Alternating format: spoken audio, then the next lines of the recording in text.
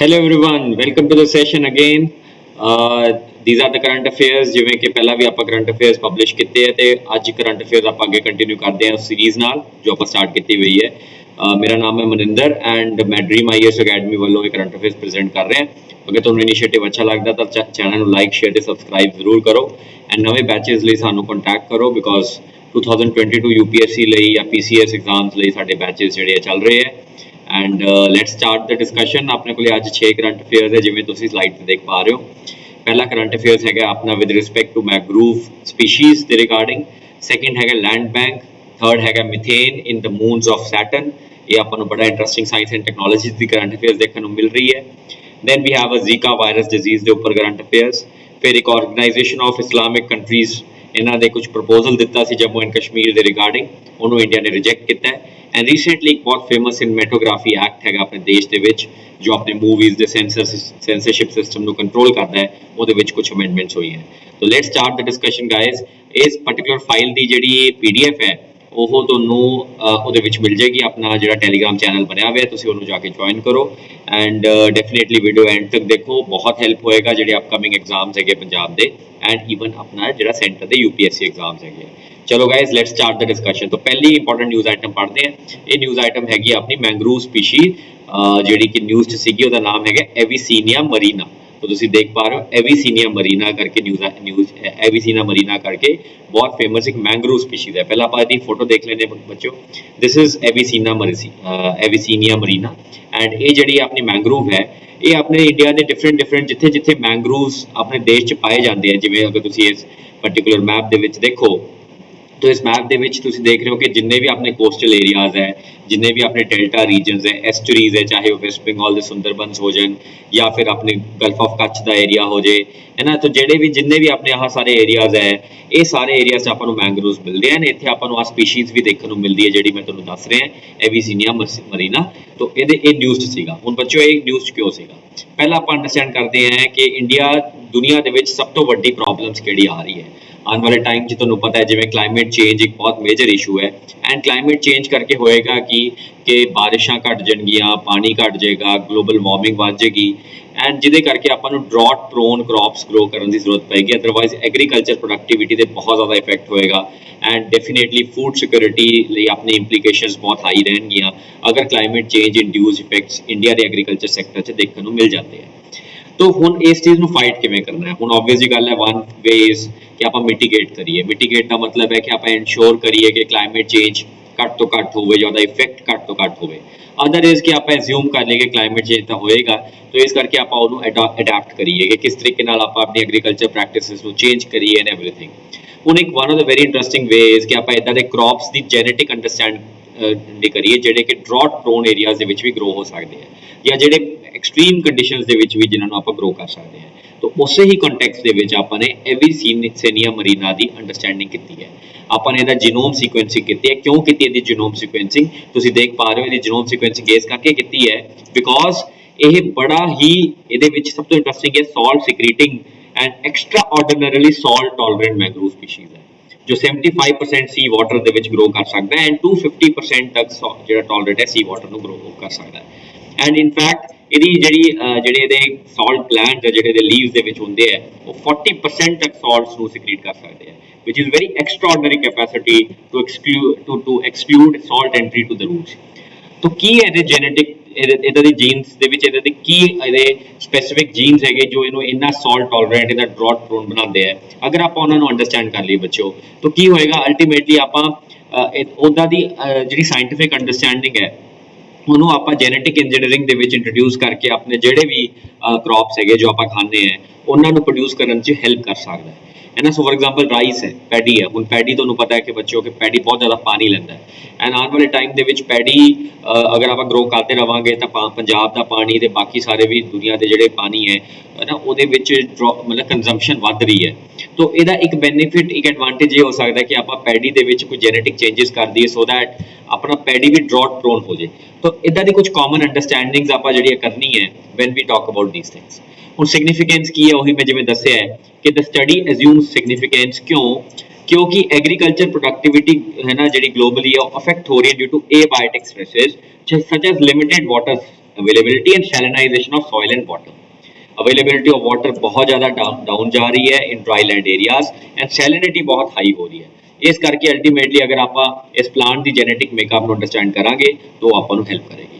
Mangroves बारे थोड़ा mention किया कि मैंग्रोव्स की चीज़ होंगी है, तो मैंग्रोव्स जो मैं दसिया कि they are a group of species that are found in marshy regions of India, यानी कि जिथे अपना दलदल टाइप ऑफ रीजन है जिथे लैंड ते सी का कनैक्ट होंगे and they very important because they are helping in woody trees a habitat food and grounds then they are for fin fish and shellfish and definitely birds ਲਈ भी बहुत famous habitat है and coastline the protection ਕਰਦੇ है, floods ਤੋਂ ਬਚਾਉਂਦੇ है and definitely mangroves ਜਿਹੜੇ ਆਪਣੇ ਜਿਹੜੇ cyclones ਹੁੰਦੇ ਆ ਜਾਂ ਆਪਣੇ tsunami ਵਰਗੀਆਂ ਕੁਝ disasters ਹੁੰਦੇ ਇਹਨਾਂ ਤੋਂ ਵੀ ਬਚਾਉਂਦੇ ਹੈ and definitely it forms a link between marine and terrestrial ecosystems.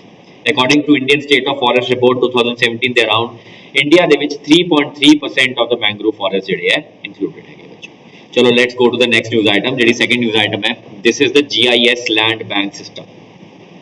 देखो ये GIS लैंड बैंक सिस्टम जेड़ा सीगा पीयूष गोयल साहब ने अनाउंस किया सीगा, तो बेसिक आइडिया की है ईज ऑफ इन्वेस्टमेंट। देखो आज कोई बाहरों देश च इन्वेस्टमेंट करना चाहता है तो उन्होंने इन्फॉर्मेशन चाहिए है कि इस देश के विच किहड़ी जगह ते लैंड की अवेलेबिलिटी है, उस लैंड के विच की है, मतलब वो आसे पासे कितना मिनरल कंटेंट है, कितना नैचुरल रिसोर्सिस है, कितना फॉरेस्ट है, सैटेलाइट व्यू देख सकता है अपने लैंड की, प्लॉट की इन्फॉर्मेशन वो लै सकता है। इदा का पूरा सिस्टम जोड़ा है उन्होंने अपने एक ऑनलाइन सैटअप के क्रिएट किया है जिन्होंने कहते हैं geographical information system GIS based land bank system. तो कोई भी इन्वेस्टर है rather than he comes to that place and see for himself कि केड़ा प्लॉट है, प्लॉट की की वैल्यू है एंड इस प्लॉट के की मिलता है, वो बंदा ऑटोमैटिकली इंटरनेट का यूज़ करके अपने घरे बैठ के द इन्वेस्टर कैन सी कि केड़े एरिया दे विच इन्वेस्टमेंट करना चाहता है, तो हीट मैप भी अवेलेबल होएगा and all those kind of things होएगा। तो इंडिया दे विच ऑलमोस्ट इस लैंड बैंक सिस्टम दे विच न्यूज़ इस करके सीगा बिकॉज इस लैंड बैंक सिस्टम के अंडर 30% इंक्रीज होया page views they which every month, तो बड़ा इंटरेस्टिंग न्यूज़ है। एंड ਆਪਾਂ ने 3300 इंडस्ट्रीयल पार्क्स ਜਿਹੜੇ ਹੈ 31 स्टेट्स यूटीज ਦੇ ਵਿੱਚ covering 4,75,000 hectares of land map out कर लिया एंड इन्फॉर्मेशन जी अवेलेबल है इट इनक्लूड्स द ड्रेनेज, उत्थे पानी का की सिस्टम है, फॉरेस्ट एरिया कितना है एंड रॉ मटीरियल कितना है, वो सारे एरियाज का हीट मैप जो है उत्थे क्रिएट किया गया है सो दैट एक इन्वेस्टर को जोड़ा है वो प्रॉपर पता हो कि मैं किहड़ी जगह पर इन्वेस्ट करना है। तो इस करके न्यूज़ आइटम जी है ना अपनी बड़ी इंपॉर्टेंट हो जाती है एंड ईज ऑफ इन्वेस्टमेंट के पर्पज लिए बड़ी इंपॉर्टेंट है। चलो बच्चों let's go to the third important news item, ये साइंस एंड टेक्नोलॉजी की न्यूज़ आइटम है जो है एक अपने को नासा का बड़ा इंपॉर्टेंट प्रोजेक्ट है सैटर्न के मूनस की अंडरस्टैंडिंग करना, बिकॉज सैटर्न के जोड़े मूनस है जिवें आपको पता है कि अपने सोलर सिस्टम के Saturn is one of the very important planet and Saturn के moons back in the day बड़िया इंटरेस्टिंग रिसर्च हुई है कि they can they can have life है ना, मतलब they may have life probably in the past they might have life है ना, आने वाले टाइम दे विच भी शायद लाइफ होवे। तो the idea of alien species है ना सैटर्न जिहड़ा है आपको बड़ा प्रॉमिसिंग एक एग्जांपल हो जाता है, स्पेशली सैटर्न के मूनस जिहड़े बड़े प्रॉमिसिंग एग्जांपल्स हो जाते हैं एंड इस चीज़ को अंडरस्टैंड करने वास्ते नासा का एक बड़ा इंपॉर्टेंट प्रोजेक्ट है कैसिनी-ह्यूगिन्स एंड ये कैसिनी-ह्यूगिन्स जिहड़ा है this is a mission to Saturn and Saturn ते जा चुके हैं एंड अल्टीमेटली तुसीं देख रहे हो कि इन्हें काफ़ी ज़्यादा काम जिहड़ा है सैटर्न ते कीता है। फॉर एग्जांपल इन्हें 4.9 बिलियन माइल्स ट्रैवल किया है and 63.5 GB of science data ने कलैक्ट किया है एंड डेफिनेटली इन्हें जो 7-6 मूनस है ना उन्होंने जो नाम मतलब है उन्होंने डिस्कवर किया है and definitely 162 targeted flybys of Saturn moons इन्होंने कवर किया है। तो अल्टीमेटली अगर तुम सैटर्न को देखो तो सैटर्न के बड़े इंटरेस्टिंग मूनस है 62 मूनस है सैटर्न के, सो सब तो ज़्यादा मून जुपिटर के 67 एंड सैकेंड ते अपने को सैटर्न आ जाता है।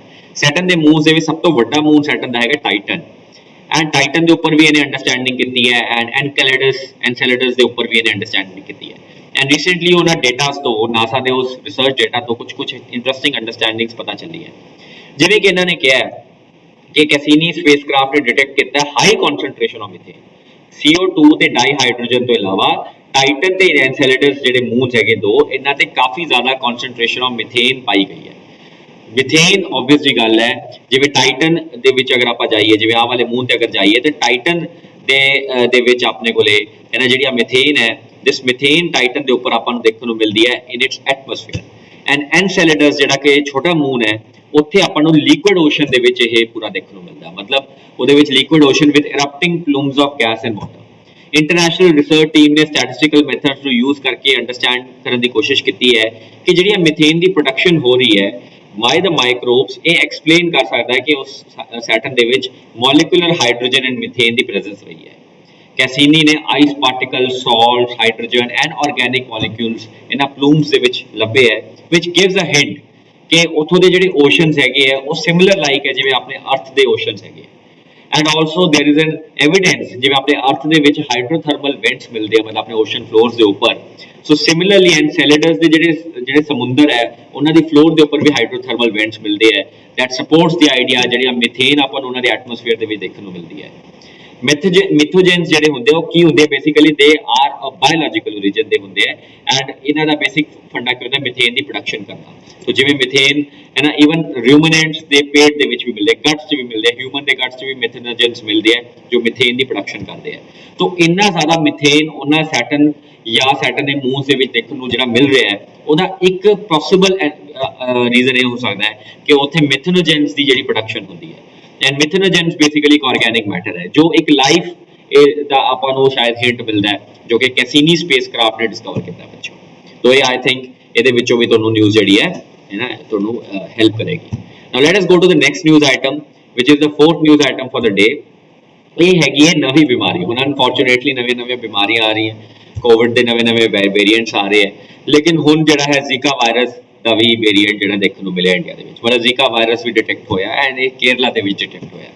ਜ਼ੀਕਾ ਵਾਇਰਸ ਜਿਹੜਾ ਹੈ ਇਹ ਅਫਰੀਕਾ ਦੇ ਵਿੱਚ ਇਹਦਾ ਮਤਲਬ ਓਰੀਜਨ ਹੋਇਆ ਸੀਗਾ back in the day and ਲੇਕਿਨ ਸਾਊਥ ਅਮਰੀਕਾ ਦੇ ਵਿੱਚ ਇਹ ਬੜਾ ਵੱਡਾ ਐਪੀਡੈਮਿਕ ਬਣ ਗਿਆ ਸੀਗਾ, specially Mexico, south America region ਦੇ ਵਿੱਚ। तो अगर आप ਇਹਦੀ ਥੋੜਾ ਇਤਿਹਾਸ ਦੇਖੀਏ तो ਜ਼ੀਕਾ ਵਾਇਰਸ ਵਾਸ ਫਸਟ ਆਇਡੈਂਟੀਫਾਈਡ ਇਨ ਉਗਾਂਡਾ ਅਫਰੀਕਾ ਦੇ ਵਿੱਚ ਹੈ ਐਂਡ ਮੰਕੀਜ਼ ਦੇ ਵਿੱਚ ਇਹ ਆਇਡੈਂਟੀਫਾਈ ਕੀਤਾ ਗਿਆ ਸੀਗਾ। ਲੇਟਰ ਔਨ ਇਨ 1952 ਇਹ ਹਿਊਮਨਸ ਦੇ ਵਿੱਚ ਵੀ ਉਗਾਂਡਾ ਦੇ ਵਿੱਚ ਇਹ ਮਿਲਿਆ। ਜ਼ੀਕਾ ਵਾਇਰਸ ਦੀ ਜਿਹੜੀ ਟ੍ਰਾਂਸਮਿਸ਼ਨ ਹੈ ਉਹ ਹਿਊਮਨ ਟੂ ਹਿਊਮਨ ਨਹੀਂ ਹੁੰਦੀ ਫੋਰਚੂਨੇਟਲੀ, ਲੇਕਿਨ ਥਰੂ ਮਸਕੀਟੋਜ਼ ਹੋ ਸਕਦੀ ਹੈ ਜਿਵੇਂ malaria, dengue, chikungunya, yellow fever ਇਹ ਫੈਲਦੇ ਆ। एंड एडिस एजिप्टी मॉस्किटो है जो कि रिस्पॉन्सिबल है even for dengue, chikungunya and yellow fever. तो दिस इज द वायरस ਜਿਹਦੇ ਥਰੂ ਜਿਹੜਾ ਹੈ ਜ਼ੀਕਾ ਵਾਇਰਸ ਫੈਲ ਸਕਦਾ ਹੈ। ਜ਼ੀਕਾ ਵਾਇਰਸ ਹੋਰ ਵੀ ਤਰੀਕੇ ਨਾਲ ਫੈਲ ਸਕਦਾ ਹੈ, ਜਿਵੇਂ ਅਗਰ ਆਪਾਂ ਦੇਖੀਏ ਮਦਰ ਟੂ ਬੇਬੀ ਪਲੇਸੈਂਟਾ ਦੇ ਥਰੂ ਫੈਲ ਸਕਦਾ ਹੈ ਐਂਡ ਡੈਫੀਨਿਟਲੀ ਸੈਕਸ਼ੂਅਲ ਐਕਟੀਵਿਟੀ ਹੋ ਗਿਆ ਜਾਂ ਬਲੱਡ ਟ੍ਰਾਂਸਫਿਊਜ਼ਨ ਨਾਲ ਵੀ ਜ਼ੀਕਾ ਵਾਇਰਸ ਜਿਹੜਾ ਹੈ ਇੱਕ ਹਿਊਮਨ ਤੋਂ ਦੂਜੇ ਹਿਊਮਨ ਫੈਲ ਸਕਦਾ ਹੈ। ਜ਼ੀਕਾ ਵਾਇਰਸ ਜਿਹੜਾ ਹੈ ਇਹਦੀ ਕੀ ਸਿੰਪਟਮਸ ਕੀ ਹੈਗੇ ਆ? ਜਿਹਦਾ ਨਾਰਮਲ ਸਿੰਪਟਮਸ ਹੈ, ਫॉर एग्जांपल ਅਗਰ ਕਿਸੇ ਨੂੰ ਹਿਊਮਨ ਟੂ ਮਤਲਬ ਅਗਰ ਮਸਕੀਟੋ ਨੇ ਬਾਈਟ ਕਰਕੇ ਕਿਸੇ ਅਡਲਟ ਨੂੰ ਇਹ ਜ਼ੀਕਾ ਵਾਇਰਸ ਹੁੰਦਾ ਹੈ तो ਉਹਨੂੰ ਨਾਰਮਲ ਸਿੰਪਟਮਸ ਹੈ ਜਿਵੇਂ ਫੀਵਰ ਆਏਗਾ, ਜੁਆਇੰਟ ਪੇਨ ਹੋਏਗਾ, ਰੈਸ਼ਸ ਹੋਣਗੇ, ਕੰਜੈਕਟਿਵਾਈਟਿਸ ਹੋਏਗਾ, ਮਤਲਬ ਅੱਖਾਂ ਲਾਲ ਹੋਣਗੀਆਂ। ਲੇਕਿਨ ਅਗਰ ਇਹ ਮਦਰ ਟੂ ਬੇਬੀ ਹੁੰਦਾ ਹੈ ਪਲੇਸੈਂਟਾ ਦੇ ਥਰੂ ਤਾਂ ਇੱਕ ਬੜਾ ਸਪੈਸੀਫਿਕ ਟਾਈਪ ਆਫ ਸਿੰਪਟਮ ਦੇਖਣ ਨੂੰ ਮਿਲਦਾ ਜ਼ੀਕਾ ਵਾਇਰਸ, ਜਿਹਨੂੰ ਕਹਿੰਦੇ ਮਾਈਕਰੋਸੈਫਲਸ।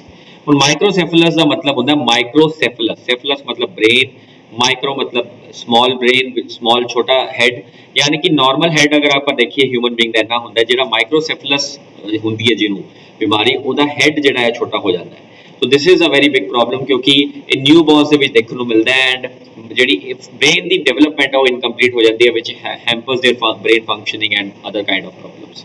तो ਇਹ ਇੱਕ ਮੇਨ ਜਿਹੜਾ ਮੁੱਦਾ ਹੈ ਇਹਦੇ ਵਿੱਚ ਦੇਖਣ ਨੂੰ ਮਿਲਿਆ ਹੈ ਵਿਚ ਇਜ਼ ਦਿਸ। ਹੁਣ ट्रीटमेंट ਦੀ ਅਗਰ ਆਪਾਂ ਗੱਲ ਕਰੀਏ ਤਾਂ ਬੱਚਿਓ ਕੋਈ ट्रीटमेंट ਨਹੀਂ ਹੈਗੀ, देयर इज नो वैक्सीन ਜਾਂ ਮੈਡੀਸਿਨ ਜ਼ੀਕਾ ਲਈ, ਸਿਰਫ ਸਿੰਪਟੋਮੈਟਿਕ ਰਿਲੀਫ ਹੈਗਾ ਜਿਵੇਂ ਰੈਸਟ ਦੇ ਲੋ, ਰੀਹਾਈਡਰੇਸ਼ਨ ਹੋ ਗਿਆ, ਐਸੈਟਾਮਿਨੋਫੈਨ ਇਹਦਾ ਯੂਜ਼ ਕੀਤਾ ਜਾਂਦਾ for fever and pain etcetera. अगर गवर्नमेंट के इनिशिएटिव्स देखिए तो इंडिया के गवर्नमेंट का डिजीज सर्वेलेंस प्रोग्राम है जो decentralised, definitely laboratory based and IT based होना चाहिए। एंड सेकेंडली इंडिया बड़ा फेमस एक इंडियन गवर्नमेंट का प्रोग्राम है which is called national vector borne disease control programme.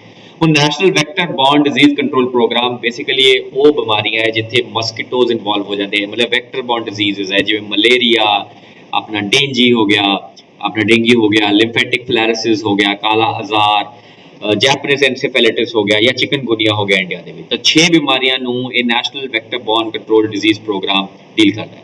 ਇੱਕ ਰਾਸ਼ਟਰੀ ਬਾਲ ਸਵਾਸਥਯ ਕਾਰਜਕ੍ਰਮ ਵੀ ਹੈ ਜਿਹਦੇ ਵਿੱਚ ਸਰਵੇਲੈਂਸ ਕੀਤਾ ਜਾਂਦਾ ਹੈ ਫॉर ਮਾਈਕਰੋਸੈਫਲਸ जो बेसिकली बर्थ डिफेक्ट हो जाता है एंड जीका वायरस के केस ਦੇ ਵਿੱਚ ਬੜਾ ਪ੍ਰੋਮਿਨੈਂਟ ਹੈਗਾ। तो ਇਸ ਕਰਕੇ ਇਟ ਇਜ਼ ਇੰਪੋਰਟੈਂਟ ਕਿ ਆਪਾਂ ਜਿਹੜਾ ਹੈ ਇਸ ਪਾਰਟਿਕੂਲਰ ਬਿਮਾਰੀ ਨੂੰ ਇੰਡੀਆ 'ਚ ਨਾ ਫੈਲਣ ਦੇ, ਬਿਕੋਜ਼ ਅਨਫੋਰਚੂਨੇਟਲੀ ਆਪਣੇ ਦੇਸ਼ 'ਚ ਪਹਿਲਾਂ ਹੀ ਬੜੀਆਂ ਲੀਥਲ ਡਿਜ਼ੀਜ਼ਸ ਐਗਜ਼ਿਸਟ ਕਰਦੀਆਂ। Now let us go to the fifth news item important guys ਬੱਚਿਓ। ਇਹ ਹੈਗਾ ਆਰਗੇਨਾਈਜੇਸ਼ਨ ਆਫ ਇਸਲਾਮਿਕ ਕੰਟਰੀਜ਼ ਦੇ ਰਿਗਾਰਡਿੰਗ। ਹੁਣ ਦੇਖ ਜਿਵੇਂ ਤੁਹਾਨੂੰ ਪਤਾ ਹੈ ਬੱਚੋ ਕਿ ਇੰਡੀਆ ਤੇ ਪਾਕਿਸਤਾਨ ਦੇ ਵਿੱਚ ਜੰਮੂ ਐਂਡ ਕਸ਼ਮੀਰ ਨੂੰ ਲੈ ਕੇ ਕਾਫੀ ਜ਼ਿਆਦਾ ਸਾਲਾਂ ਤੋਂ ਜੰਗ ਚੱਲ ਰਹੀ ਹੈ, ਜਦੋਂ ਦਾ ਆਪਣੇ ਦੇਸ਼ ਦਾ ਬਟਵਾਰਾ ਹੋਇਆ ਹੈ। 1948 ਦੇ ਵਿੱਚ ਪਹਿਲੀ ਲੜਾਈ ਹੋਈ ਸੀ, ਉਸ ਤੋਂ ਬਾਅਦ 65 ਚ ਹੋਈ, ਫਿਰ 71 ਚ ਹੋਈ ਐਂਡ ਫਿਰ 99 ਦੇ ਵਿੱਚ ਕਾਰਗਿਲ ਦੀ ਜੰਗ ਹੋਈ। ਹੁਣ ਬੱਚੋ ਇਹਦੇ ਵਿੱਚ ਹੁਣ ਪਿੱਛੇ ਜੇ ਆਰਟੀਕਲ 370 ਇੰਡੀਅਨ ਗਵਰਨਮੈਂਟ ਨੇ ਜਿਹੜਾ ਰਿਪੀਲ ਕੀਤਾ, ਰਿਵੋਕ ਕਰ ਲਿਆ, ਜੰਮੂ ਐਂਡ ਕਸ਼ਮੀਰ ਨੂੰ ਯੂਨੀਅਨ ਟੈਰੀਟਰੀ ਬਣਾਤਾ, ਲਦਾਖ ਨੂੰ ਯੂਨੀਅਨ ਟੈਰੀਟਰੀ ਬਣਾਤਾ। ਹੁਣ ਇਹਦੇ ਉੱਪਰ ਪਾਕਿਸਤਾਨ ਨੇ ਡਿਫਰੈਂਟ ਫੋਰਮਸ ਦੇ ਵਿੱਚ ਜਾ ਕੇ ਇੰਡੀਆ ਦੇ ਇਸ ਸਟੈਪ ਨੂੰ ਲੈ ਕੇ ਕਾਫੀ ਜ਼ਿਆਦਾ ਆਪਣਾ ਜਿਹੜਾ ਹੈ ਰੋਸ ਹੈ ਉਹ ਕੀਤਾ ਹੈ ਐਂਡ ਪ੍ਰੈਸ਼ਰ ਪਾਇਆ ਜਾ ਰਿਹਾ ਹੈ ਪਾਕਿਸਤਾਨ ਵੱਲੋਂ ਥਰੂ ਦ ਇੰਟਰਨੈਸ਼ਨਲ ਕਮਿਊਨਿਟੀ ਕਿ ਇੰਡੀਆ ਤੇ ਪ੍ਰੈਸ਼ਰ ਪਾਇਆ ਜਾਵੇ ਕਿ ਉਹ ਕੋਈ ਨਾ ਕੋਈ ਡਾਇਲੋਗ ਕਰਨ on Jammu and Kashmir and Jammu and Kashmir the solution ਲੱਗੇ। ਲੇਕਿਨ ਇੰਡੀਆ ਦਾ ਸਟੈਂਡ ਬਿਲਕੁਲ ਕਲੀਅਰ ਹੈ ਕਿ ਜੰਮੂ ਕਸ਼ਮੀਰ ਸਾਡੇ ਦੇਸ਼ ਦਾ ਇੱਕ ਇੰਟਰਨਲ ਅਫੇਅਰ ਹੈ ਐਂਡ ਇਹਦੇ ਵਿੱਚ ਕਿਸੇ ਵੀ ਕੋਈ ਦੂਸਰੀ ਕੰਟਰੀ ਨੇ ਪਾਰਟਿਸਿਪੇਟ ਕਰਨਾ ਨਹੀਂ ਚਾਹੀਦਾ। So this is a very important ਜਿਹੜਾ ਡਿਵੈਲਪਮੈਂਟ ਹੈ ਜੋ ਪਤਾ ਲੱਗ ਰਹੀ ਹੈ। ਹੁਣ ਆਰਗੇਨਾਈਜੇਸ਼ਨ ਆਫ ਇਸਲਾਮਿਕ ਕੰਟਰੀਜ਼ ਜਿਹੜੇ ਹੈ ਉਹ ਕਹਿ ਰਹੇ ਹੈ ਕਿ ਅਸੀਂ ਇੱਕ ਮੀਟਿੰਗ ਕਰਾ ਸਕਦੇ ਹਾਂ between India and Pakistan and ਅਸੀਂ ਇੱਕ ਡੈਲੀਗੇਸ਼ਨ ਵੀ ਭੇਜਣਾ ਚਾਹੁੰਦੇ ਹਾਂ ਜੰਮੂ ਐਂਡ ਕਸ਼ਮੀਰ ਦੇ ਵਿੱਚ ਤਾਂ ਕਿ ਅਸੀਂ ਜੰਮੂ ਐਂਡ ਕਸ਼ਮੀਰ ਦੇ ਵਿੱਚ ਜੋ ਵੀ ਪ੍ਰੋਬਲਮ ਹੈਗੀ ਉਹ ਦੇਖ ਸਕੀਏ। ਲੇਕਿਨ ਇੰਡੀਆ ਨੇ ਬਿਲਕੁਲ ਸਿੰਪਲੀ ਰਿਜੈਕਟ ਕਰਤਾ ਹੈ ਰਿਸਪੌਂਸ ਕਿ ਅਸੀਂ ਕਿਸੇ ਨੂੰ ਵੀ ਇੰਡੀਆ ਦੇ ਇੰਟਰਨਲ ਅਫੇਅਰਸ ਦੇ ਵਿੱਚ ਇੰਟਰਫੇਅਰ ਕਰਨ ਦਾ ਨਹੀਂ ਰਾਈਟ ਦਿੰਦੇ ਐਂਡ ਪਾਕਿਸਤਾਨ ਦੇ through organisation of Islamic countries ਜਿਹੜੀਆਂ ਹੈ ਯਾਰ ਕਿ ਆਰਗੇਨਾਈਜੇਸ਼ਨ ਆਫ ਇਸਲਾਮਿਕ ਕੰਟਰੀਜ਼ ਨੂੰ ਇੱਕ ਪਪੇਟ ਦੀ ਤਰ੍ਹਾਂ ਯੂਜ਼ ਕਰ ਰਿਹਾ ਪਾਕਿਸਤਾਨ ਐਂਡ ਉਹਦੇ ਵੈਸਟਡ ਇੰਟਰਸਟ ਪ੍ਰਮੋਟ ਹੋ ਰਿਹਾ ਜੋ ਅਸੀਂ ਨਹੀਂ ਕਰਾਂਗੇ। ਆਰਗੇਨਾਈਜੇਸ਼ਨ ਆਫ ਇਸਲਾਮਿਕ ਕੰਟਰੀਜ਼ ਦੇ ਬਾਰੇ ਥੋੜਾ ਜਿਹਾ ਦੇਖ ਲੈਂਦੇ ਬੱਚੋ ਜਾਂਦੇ ਜਾਂਦੇ। ਆਰਗੇਨਾਈਜੇਸ਼ਨ ਆਫ ਇਸਲਾਮਿਕ ਕੰਟਰੀਜ਼ 1969 ਦੇ ਵਿੱਚ ਆਈ ਸੀ ਐਂਡ ਇਹਦੇ ਵਿੱਚ 30 ਇਸਲਾਮਿਕ ਕੰਟਰੀਜ਼ ਸੀ, ਮਤਲਬ 30 ਇਹ ਜਿਹੇ ਦੇਸ਼ ਸੀਗੇ ਜਿੱਥੇ ਮੁਸਲਿਮ ਪੋਪੂਲੇਸ਼ਨ ਰਹਿੰਦੀ ਹੈ ਜਾਂ maximum Muslim population majority of Muslim population ਉੱਥੇ ਰਹਿੰਦੀ ਹੈ ਐਂਡ ਇਹ ਹੁਣ ਇਹਦੇ ਵਿੱਚ 57 ਸਟੇਟਸ ਹੋ ਗਿਆ। ਕਿਹਾ ਜਾਂਦਾ ਹੈ ਕਿ it is the second largest inter government organisation after United nations and ਇਹਨਾਂ ਦਾ ਬੇਸਿਕ ਪਰਪਸ ਹੈ ਕਿ ਮੁਸਲਿਮ ਵਰਲਡ ਦੀ ਕਲੈਕਟਿਵ ਵੌਇਸ ਬਣਦੇ ਹੈ ਐਂਡ ਇਸ ਕਰਕੇ ਦੇ ਟਰਾਈ ਟੂ ਇਨਸ਼ੋਰ ਕਿ ਜਿੱਥੇ ਵੀ ਮੁਸਲਿਮ ਕਮਿਊਨਿਟੀ ਹੈ ਉੱਥੇ ਸੇਫਗਾਰਡ ਐਂਡ ਪ੍ਰੋਟੈਕਸ਼ਨ ਹੋਵੇ, ਉਹਨਾਂ ਦੀ spirit of international piece and harmony promote ਹੋਵੇ। Please note, India is not a member of OIC, which India wants to become a member, but allow नहीं करते because of the Pakistan pressure. लेकिन India ਦੇ ਵਿੱਚ ਵੀ ਬਹੁਤ ਮੁਸਲਮਾਨ ਹੈਗੇ, we have almost like 17% of the total population Islamic, but still India ਨੂੰ allow ਨਹੀਂ ਕੀਤਾ ਜਾ ਰਿਹਾ because of the Pakistan lobby which is very active in OIC.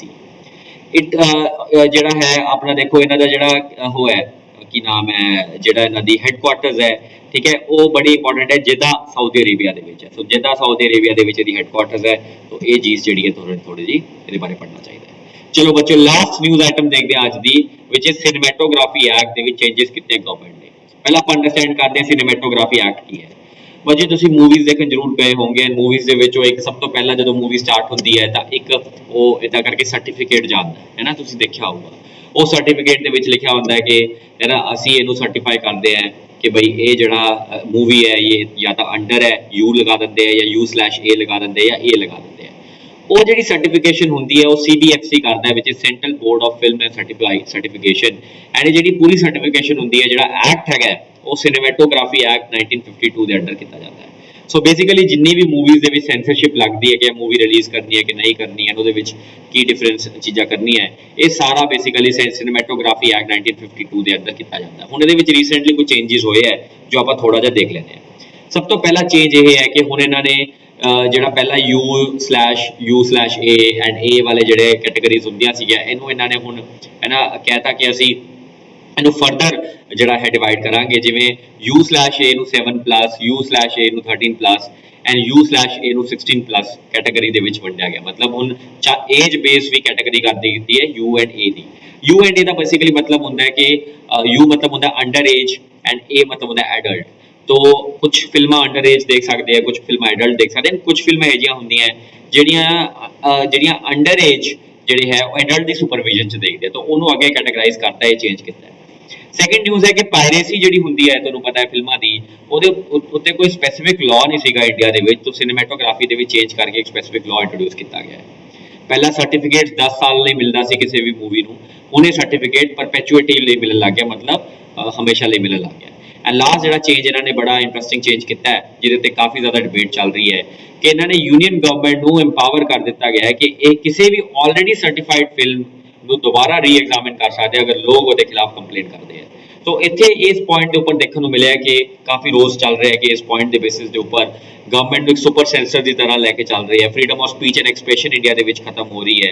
And definitely जिवें OTT प्लेटफॉर्म को रेगूलेट किया है उस तरीके नाल ये सोचा जा रहा है कि शायद मूवीज़ के ऊपर भी ओवर रेगूलेशन का दौर जिहड़ा है शुरू हो जाएगा and freedom of speech and expression खत्म हो जाएगा, क्रिएटिव फ्रीडम्स खत्म हो जाएंगी लोगों दी, which is not good thing. इन्होंने कहा कि CBSE सही तो चल रहा है, इसनूं की ठीक करने की जरूरत सी। And last but not the least the problem is that एक कानून लैके आया जा रहा है विदाउट एनी पब्लिक कंसल्टेशन। लोगों को ज़्यादा पब्लिक कंसल्टेशन के टाइम नहीं दिता, सिर्फ 14 दिन है ना दिते है एंड उस तो बाद इन्होंने पास करता। तो इट्स वेरी वेरी इंपॉर्टेंट कि गवर्नमेंट अगर इन्हों के लॉज लैके आती है जो क्रिएटिव फ्रीडम को अपनी हर्ट करती है तो वो उपर government must take make sure कि दे मेक श्योर कि पब्लिक कंसल्टेशन वाले सारा मैकेनिज्म आए। तो बच्चों ये अज दी 6 खबरां सीगियां जो मैनूं लगता है कि तुहाडे आने वाले एग्जाम्स लिए काफ़ी इंपॉर्टेंट होणगियां। एंड तुसी अगर तुहानूं ये इनिशिएटिव अच्छा लग रहा है तो थोड़ा जा बस एक रिक्वेस्ट है कि लाइक शेयर ते सबसक्राइब जरूर करियो चैनल नूं। एंड कल आपां जिहड़ी है वीडियो देखांगे वो वीडियो भी अपनी 11th ऑफ जुलाई के करंट अफेयर्स होंगे, तो वो भी तुसी प्लीज़ है ना बैल आइकन दब दो ताकि तुहानूं पता लग जाए कि कदों जिहड़ी है वीडियो पा दी गई है। Thank you students, all the very best, thank you.